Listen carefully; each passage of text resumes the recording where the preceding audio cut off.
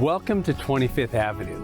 Nestled in the heart of San Mateo, California is a second, more intimate downtown offering diverse dining and shopping experiences. Everything from a Japanese Thai barbecue fusion restaurant to several eclectic thrift shops. Today we're going to visit two of the oldest businesses on this street.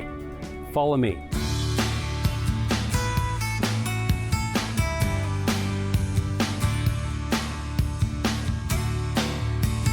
So Tommy, why don't you tell us about Vinyl Solution?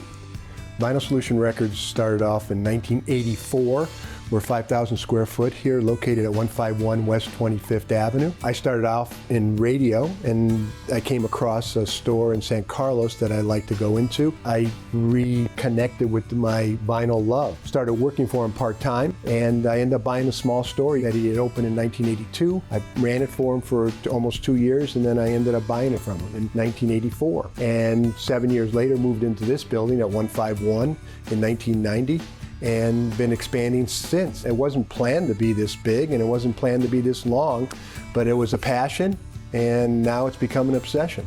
We're here in the heart of Silicon Valley. Everything here, including music, has gone digital. So my question would be, why would someone want a vinyl record? The digital age came about especially with audio, and everybody converted or got their collection recollected into CDs or digital formats. They thought it was easy, they thought it was simple, it was smaller, so they can buy more or store more in less space. They didn't know, but they weren't enjoying the sound. Going back to records, when people started listening back to records, they're going, wow, I didn't realize this sounded so good. So they started getting back into their record collection, even though they kept, some of their CDs, and they also enjoyed having both for a while. But a lot of people started getting involved back into records, which then started getting into their next generation. Their kids started liking it because a lot of the bands that they liked were putting out records. I look around, you've got 5,000 square feet here, and I see a lot of records. So do you have any idea of how many you actually have here? The store itself is 4,000 square foot, and then we have 1,000 foot of space in the back. So a lot of the records will come in used, which we get from people bringing them in, selling them to us. People are moving, people are passing away, estates and things like that. They come across that way. A lot of the used records.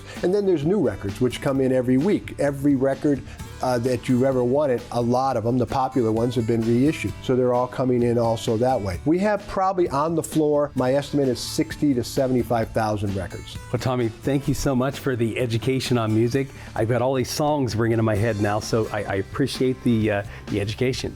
Great, thank you for coming in. You're welcome. Enjoy.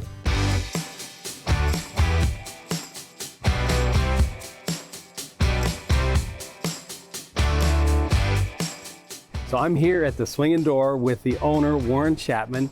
And Warren, one of the things I noticed about this place is it looks awfully well guarded by these Grenadier guards here. So why don't you tell me a little bit about that? Yeah, Chris, this is 2 Grenadier guards. My father actually was a Grenadier guard in the British Army, and I thought that would be a nice touch. Why don't we take a look inside? So Warren, why don't you tell us a little bit about the pub? The place was built in the 40s, and in 1955 they turned it into a pub. A lot of famous people have been here throughout the years. This used to be Bing Crosby's hangout. Oh, he lived really? in Burlingame, and wow. he used to like dropping in here when the racetrack was over the way.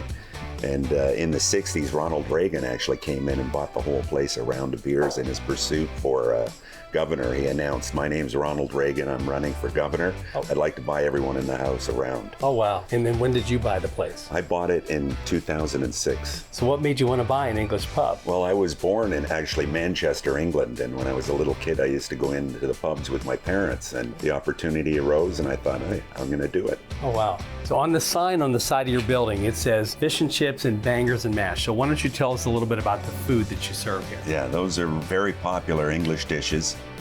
The bangers we bring in from England. A banger is a pork sausage. Okay. And the reason why they call it a banger is they put it in the fryer, and as soon as it pops, it makes a little bang noise, and they call them bangers. Fish and chips has been a very popular dish here for many years. We sell a lot of fish and chips, and we're known as probably the best in the Bay Area. No, but you also have a really good hamburger, right? Yes, we have. We've won awards for the best hamburger. It's a half-pound Black Angus beef burger. Where do you see the business going, both with the business and then you personally over the next few years? Yeah, I don't have any plans to retire or anything like that. I like it. I live locally. I can walk to work.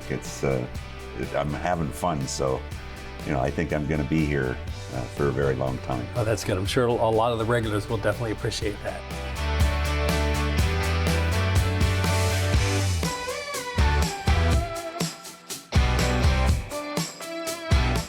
Well, I hope that your head is full of music and your belly is full of beer. I'm your host, Chris Eckert, and this is the American Dream Television. Join us next time as we explore more of the Silicon Valley.